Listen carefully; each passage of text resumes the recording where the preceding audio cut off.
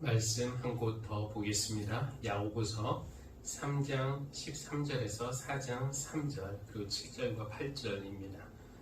여러분 가운데서 지혜 있고 이해력이 있는 사람이 누구입니까? 그러한 사람은 착한 행동을 하여 그의 행실을 나타내 보이십시오. 그 일은 지혜에서 오는 온유함으로 행하는 것이어야 할 것입니다. 여러분의 마음속에 지독한 시기심과 경쟁심이 있으면 자랑하지 말고 진리를 거슬러 속이지 마십시오. 이러한 지혜는 위에서 내려온 것이 아니라 땅에 속한 것이고 육신에 속한 것이고 악마에게 속한 것입니다. 시기심과 경쟁심이 있는 곳에는 혼란과 온갖 악한 행위가 있습니다.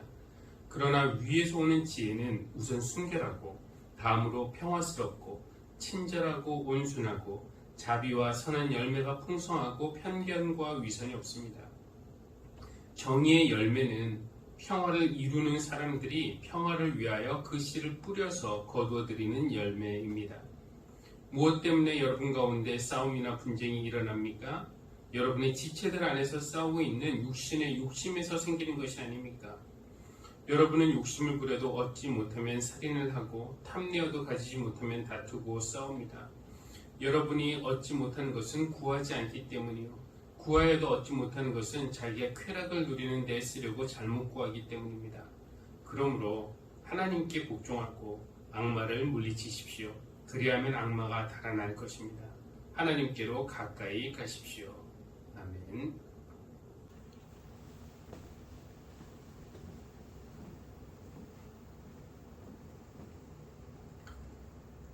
삶은 선택의 연속이라고 말할 수 있습니다. 우리 앞에는 무수히 많은 선택의 기회들 또는 선택의 위기들이라고 할 수도 있겠죠. 그런 것들이 우리 앞에 있고 우리가 무엇을 선택하느냐에 따라서 우리 인생이 만들어집니다. 저도 그렇고 여러분도 그렇고 인생에서 다른 선택을 하나만 했더라도 지금 이 순간 하늘 씨앗 교회는 우리 삶에 없는 조각이 될 수도 있었습니다. 그 대신 우리는 다른 곳에서 다른 사람들을 알게 되었을 것이고 다른 교회를 다니고 있을 것이고 또 다른 일을 하고 있을지도 모르죠. 그러나 우리가 했던 선택들 때문에 있을 수도 있었던 그 일은 일어나지 않았고 대신 우리가 지금 여기 함께 있습니다. 선택 하나로 이렇게 모든 것이 달라집니다. 인생은 참 어렵다고들 하죠. 인생이 어려운 이유는 제 생각에는 선택이 어렵기 때문일 것 같아요. 그리고 선택이 어려운 이유는 우리가 하나를 선택하는 순간에 선택하지 않은 모든 것과 그 이후에 일어날 가능성까지도 포기해야 하기 때문이겠죠. 학교나 직장을 선택할 때도 그렇습니다. 두 곳이 다 마음에 든다고 해서 두 곳을 동시에 다닐 수는 없습니다. 한 학교를 다니면은 다른 학교는 다니지 말아야 하고 한 직장을 선택하면은 다른 직장을 포기해야 합니다. 그 학교를 갔더라면은 내 삶이 어떻게 달라졌을까?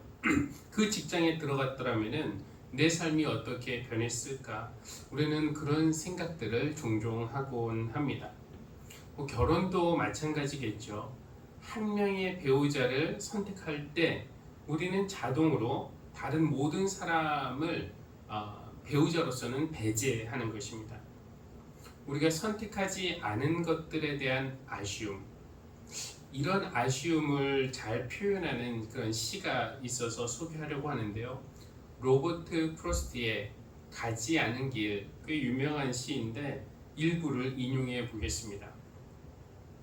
노란 숲 속에 길이 두 갈래로 났었습니다. 나는 두 길로 다 가지 못하는 것을 안타깝게 생각하면서 오랫동안 서서 한 길이 꺾여 사라지는 곳, 내가 바라다 볼 수 있는 데까지 멀리 바라다 보았습니다. 그리고 똑같이 아름다운 다른 길을 선택했습니다. 그 길에는 풀이 더 있고 사람이 걸은 자취가 적어 아마 더 걸어야 될 길이라고 나는 생각했던 게죠. 중략하고요. 훗날에 나는 어디선가 한숨을 쉬며 이야기할 것입니다. 숲속에 두 갈래 길이 있었다고, 나는 사람이 적게 간 길을 택하였다고, 그리고 그것 때문에 모든 것이 달라졌다고. 우리 앞에서는 늘 길이 갈라집니다. 어느 쪽으로 가야 더 좋을지 몰라서 우리는 한동안 결정을 유보하고 그 자리에 서 있습니다. 그리고 한번 재보죠. 이 길로 가면 어떨지, 저 길로 가면 어떨지. 뭐 상상은 하지만 실제로 그 길을 가보지 않고서는 알 수 없는 것이 인생 아니겠습니까? 그래서 그런 비슷한 길로 가본 사람들이 누가 있는지 한번 알아보고 그들이 그 길로 가서 행복했는지 잘 살고 있는지 확인도 해봅니다. 그런 인생은 각자의 몫이어서 그 사람이 그 길로 가서 행복했다고 내가 그 길로 간다고 내 행복이 보장되는 것은 아닙니다. 어쨌든 우리는 결국 한 길을 선택하게 됩니다. 그리고 선택하지 않은 다른 길에 대해서는 아쉬움이 남겠죠. 그렇지만 우리도 이 시인처럼 훗날에 이렇게 말할 것 같아요. 내 인생에 두 갈래 길이 있었다고. 그리고 나는 한 길을 선택했다고. 그리고 그것 때문에 모든 것이 다 달라졌다고. 근데 그 말을 우리가 후회하면서 후회의 한숨을 내쉬면서 말할지 아니면 후회 없이 감사한 마음으로 말할지 그것은 우리의 선택에 달려 있는 겁니다. 여러분은 지금까지 했던 선택들에 만족하십니까? 후회는 없으신가요? 오늘 시편 말씀에도 시편 1편 우리가 교동문으로 읽었는데 시편 말씀에도 두 갈래 길이 나옵니다. 6절 이렇게 말해요. 의인의 길은 우리 주님께서 인정하시지만 악인의 길은 망할 것이다. 의인의 길과 악인의 길이 있습니다. 근데 이렇게 두 종류의 길이 있기 전에 먼저 시편 1편은 두 종류의 사람들에 대해서 말을 해요. 복 있는 사람이 있고 또 악인, 죄인, 오만한 자들이 있다는 겁니다. 악인, 죄인, 오만한 자 다 같은 말인데 특히 오만한 자란 콧방귀를 뀌는 사람이라는 그런 뜻이라고 합니다. 성경은 악인에 대해서 말할 때 이 도덕적으로 타락하거나 아니면 뭐 법적인 그 범죄를 저지른 그런 사람이 아니라 물론 그런 것도 포함되겠지만 기본적으로는 하나님에게 콧방귀 뀌는 사람, 즉 하나님을 우습게 여기는 사람, 이런 사람들이 오만한 사람이고 악인이라는 거예요. 이 시편은 복 있는 사람이 가는 길과 이런 악인이 가는 길이 얼마나 다른지 우리에게 명확하게 보여줍니다. 의인이 가는 길은 어떻습니까? 3절 그는 시냇가에 심은 나무가 철 따라 열매를 맺으며 그 잎이 시들지 아니함 같으니 하는 일마다 잘 될 것이다. 의인의 길은 철 따라 열매를 맺는 길, 잎사귀가 마르지 않는 길, 그리고 하는 일마다 잘 되는 길이지만 반대로 악인의 길은 어떻습니까? 4절에 보니까 악인은 한낮 바람에 흩날리는 쭉정이와 같다. 그리고 6절에서는 악인의 길은 망할 것이다. 이렇게 복 있는 사람과 망할 사람을 대비시키고 의인의 길과 악인의 길을 명확하게 대조시켜서 우리에게 이렇게 보여주는 이유는 우리를 선택 앞에 세우기 위해서입니다. 시편의 말씀은 우리에게 묻고 있는 거예요. 당신은 어느 길을 선택하겠는가 결정하라는 겁니다. 성경이 보여주는 의인의 길은 형통의 길이고 악인의 길은 망하는 길이라면 우리에게 사실 선택은 너무나 쉬워야 마땅합니다. 그런데 이렇게 선택이 요구되는 순간들이 실제 삶에서는 그렇게 단순 명료하지만은 않습니다. 어떤 선택이 하나님 뜻에 맞는지 안 맞는지 분별하기도 어렵고요. 또 분별은 되더라도 실제로 그 길을 선택하는 것도 어렵습니다. 어떤 신학자는 에덴 동쪽에 사는 인간의 기본적인 정서는 불안이다 라고 말을 했는데 이것은 창조주와 단절된 인간이 가지는 속성, 근원적인 속성이 불안이라는 겁니다. 불안의 정서가 우리에게 깔려 있다는 거예요.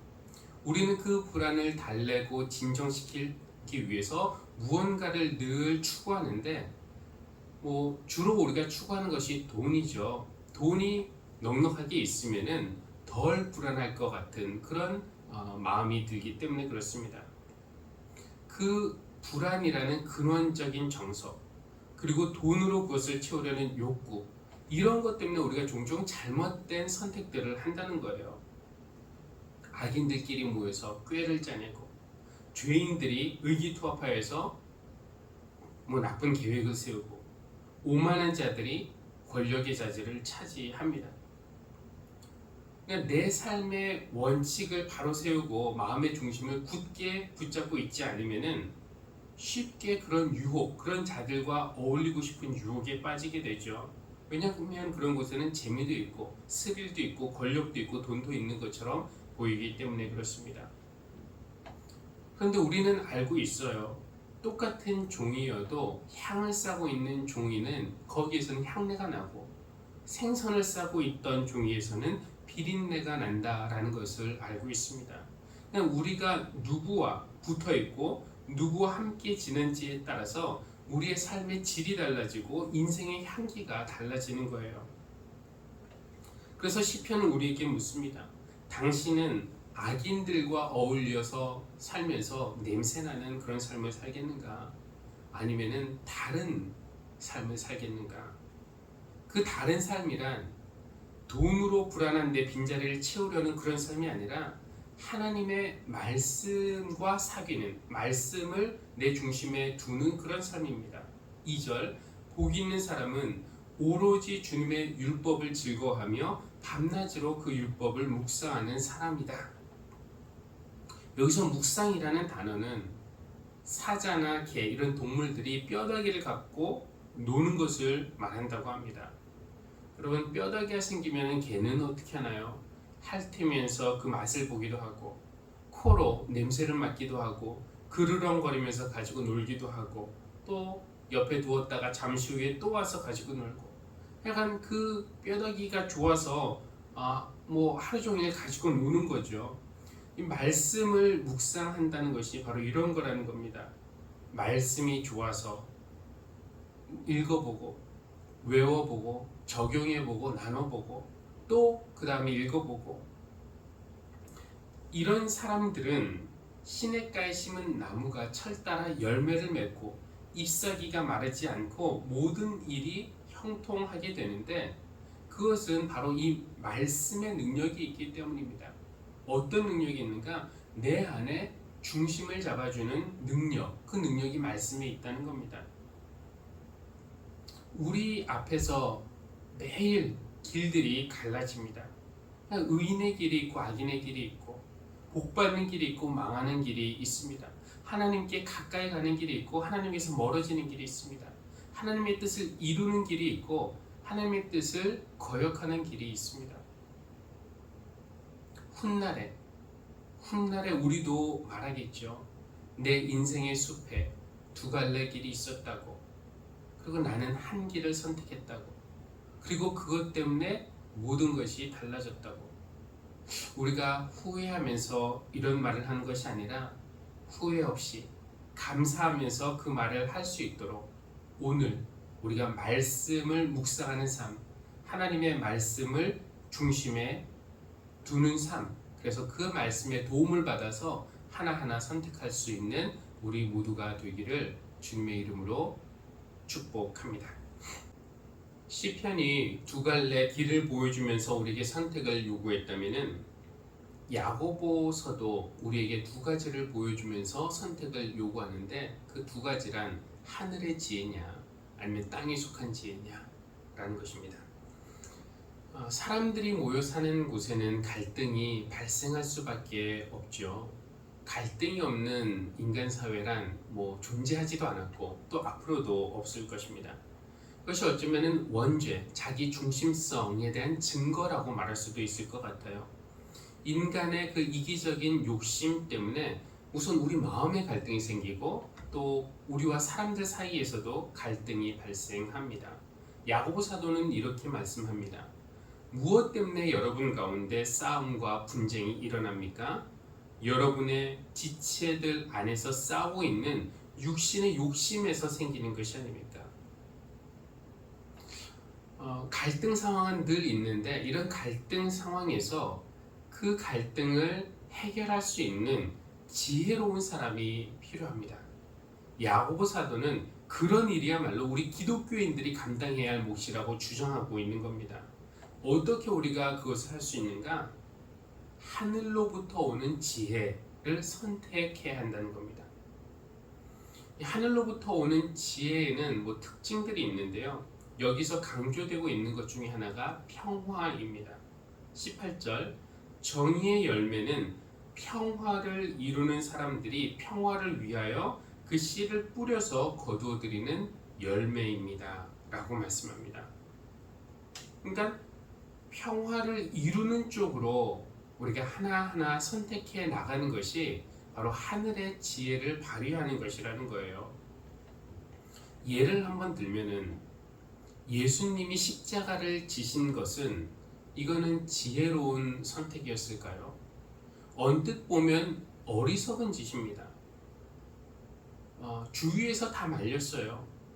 그렇죠? 신이 왜 인간을 위해서 고통을 당하냐? 왜 신이 인간을 위해서 죽느냐? 이런 것은 찾아볼 수 없는 일입니다.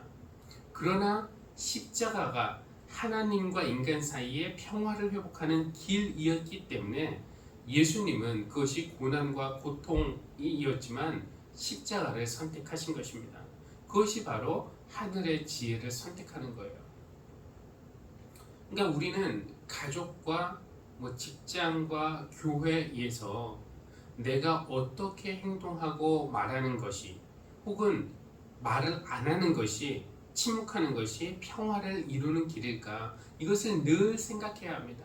어떻게 하는 것이 평화를 이루는 길일까? 이것을 생각하면서 결정할 때 하늘의 지혜가 우리에게 부어지는 거예요. 얼마 전에 새벽 기도회 때 나눈 이야기인데요. 한 번 더 말씀을 드리면은 목사님이 예배를 드리다가 어느 집사님이 보이지 않았답니다. 그래서 예배를 마치고 교인들과 인사를 하는데 마침 그 집사님 옆집에 사는 권사님과 인사를 하게 됐어요. 그래서 오늘 김아무개 집사님이 안 오셨네요. 그러니까 권사님이 오늘 집사님이 회사에서 등산하는 모임이 있어서 갔다고 합니다 라고 대답을 했어요. 근데 그 말에 목사님이 좀 기분이 언짢았나 봐요. 가서 다리라도 다쳐야 정신을 차릴 텐데 라는 소리가 그만 입 밖으로 나오고 말았습니다.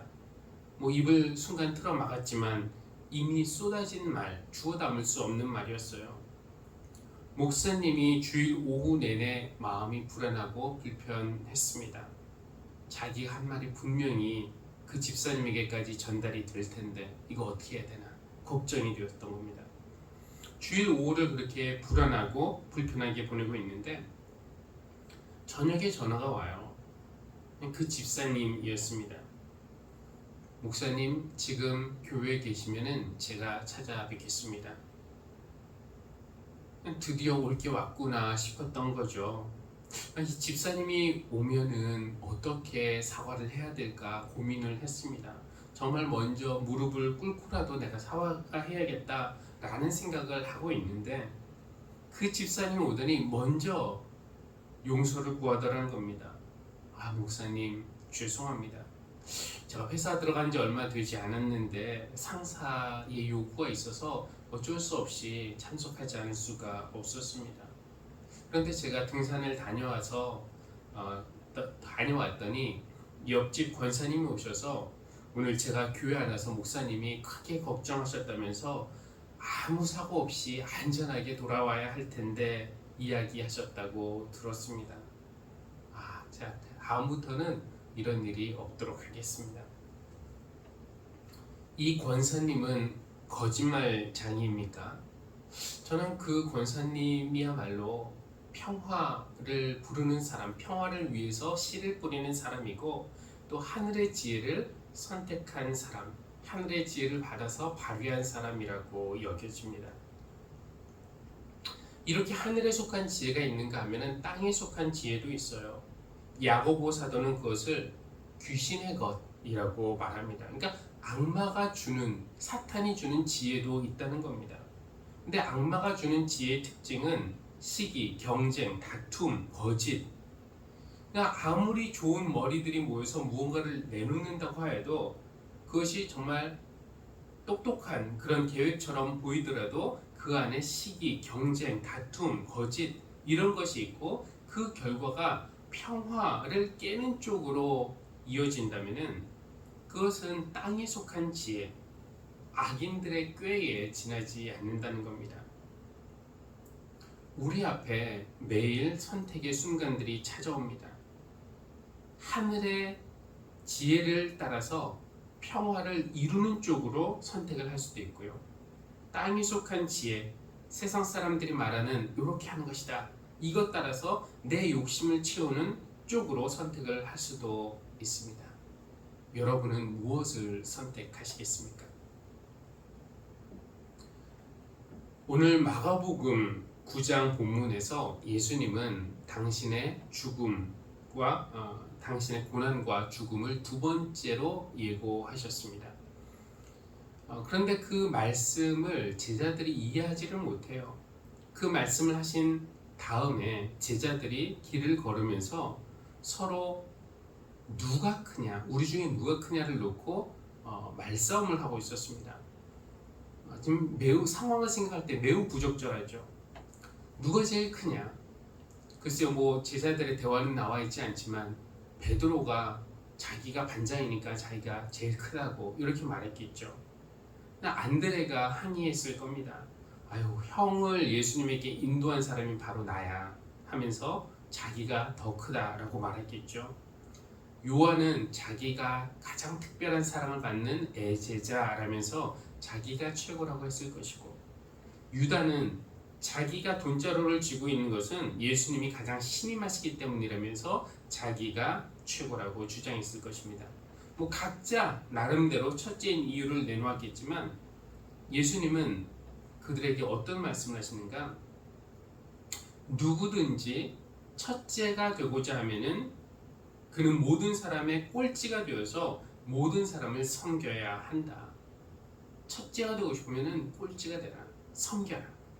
그리고 어린아이 하나를 데려다가 그들 가운데 세우셨습니다. 뭐 이 아이가 귀엽거나 착해서 겸손해서가 아니라 그 당시 기준으로 보면은 가장 서열이 낮았기 때문에 선택하신 것입니다. 뭐 그 당시에는 여자도 그렇고 아이도 그렇고 한 사람, 한 명으로 치지 않았습니다. 아이는 성인 남자의 소유물일 뿐 아직은 사람은 아니었어요. 그러나 어떤 중요한 결정을 할 때 너의 의견이 무엇이니 하면서 아이의 의견을 묻지 않았습니다. 대화를 하거나 토론을 할 때 아이들은 시끄러우니까 밖으로 나가 있으라고 했어요. 일단 아이들은 전혀 중요한 존재가 아니었습니다. 서열을 정한다면은, 그래서 줄을 세운다면 가장 끝자리에 설 그 한 명을 예수님이 데리고 가운데 세우신 것입니다. 그러면서 예수님이 하신 말씀은 누구든지 내 이름으로 이런 어린이들 가운데 하나를 영접하면은 곧 나를 영접하는 것이다 라고 말씀을 하십니다. 누가 큰지 싸고 있는 이 12제자보다 이 어린아이 하나가 더 크다라는 것을 넌지시 알려주고 계십니다. 그러니까 우리 앞에 또 다른 선택 하나가 있는데요. 세상에서 큰 사람이 되기 위해서 서로 싸울 것인가, 경쟁할 것인가? 아니면은 하나님 앞에서 큰 사람이 되기 위해서 무사람의 꼴찌가 되어 섬길 것인가? 그렇게 보니까 오늘 이 세 본문이 다 선택이라는 단어와 연결이 되어 있습니다. 시편에서는요, 말씀을 중심에 놓는 의인의 길을 갈 것인가? 죄인들과 어울리며 악인의 길을 갈 것인가? 선택하라. 야고보 사도는 평화를 이루는 일에 하늘의 지혜를 발휘할 것인가? 아니면 내 이기심을 채우는 일에 세상의 지혜를 발휘할 것인가? 선택하라. 마가복음은 뭘 선택하라고 요구합니까?